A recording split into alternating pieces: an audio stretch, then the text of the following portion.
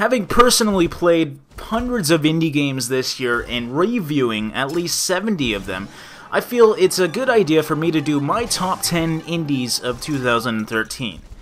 It has been a good year for indies. Let's just say that right out the bat. There's been so many good ones coming out, and this was one of the hardest things for me to do. But as the year is coming to an end, I thought it would be a good idea to do my personal favorite indie games of 2013. Now the rules for this are as follows.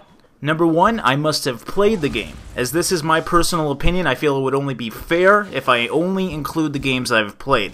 I'll do honorable mentions at the end of games I haven't played or games that don't really fit this list for some reason or another. And number 2, it can be a full release game or an alpha/beta version. I know some people will disagree with me for including alphas, but I feel the important part of a list like this is which game leaves the biggest impression on the person doing these lists. And if that game is an alpha/beta, then so be it.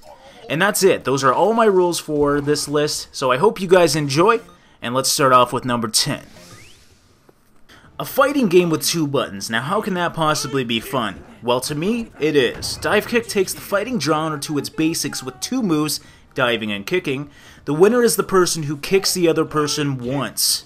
On paper, this game sounds kind of boring, but it's actually very hard to master and leaves for a very competitive online community. Number 9. Race the Sun is a high-speed game that uses simple controls and is set in a procedurally generated world. The goal is to get the highest score possible by racing into the sunset, avoiding obstacles and enemies, and collecting speed boosts and other power-ups to help you along the way. You fly a solar-powered craft, and the game ends at sundown, if you can make it that far, which I usually don't.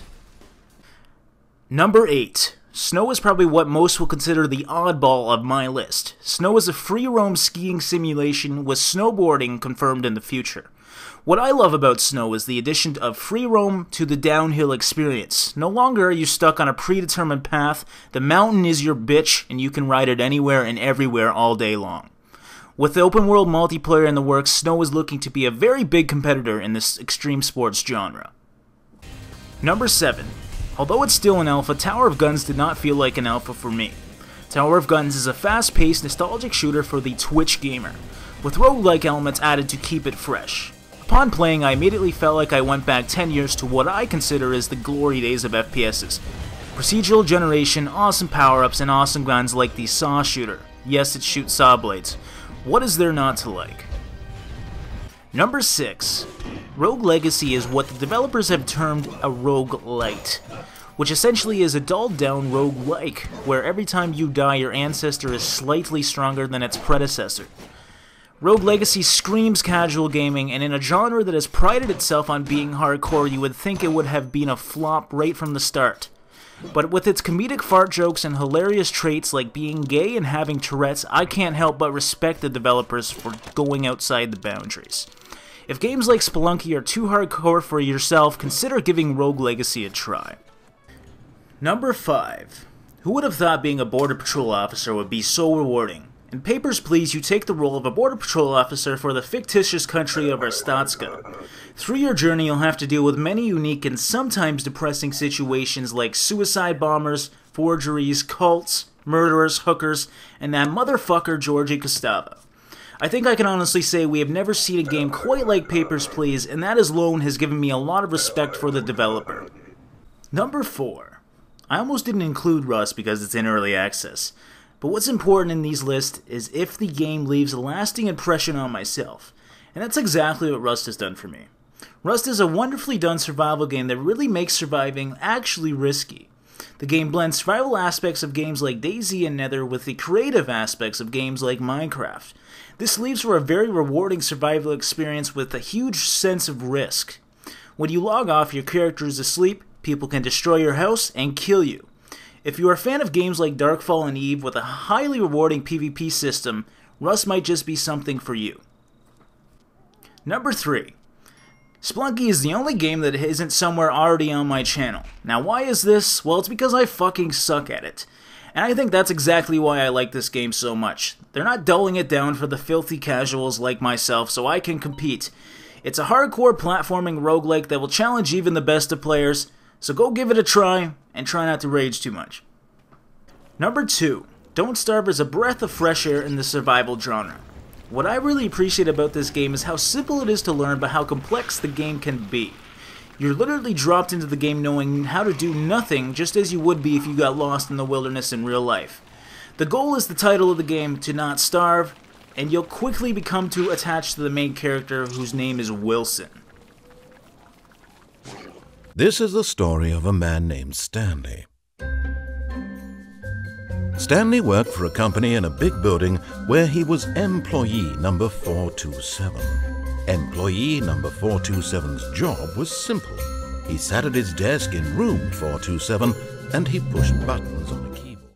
Number 1. The Stanley Parable is a game in its own genre. At its core, it's a very clever exploration-based game, but where the game truly shines for me personally is how it takes the simple idea of choice, blends it with the entertaining narrator, and molds a seemingly boring office exploration game into something you'll remember for years to come.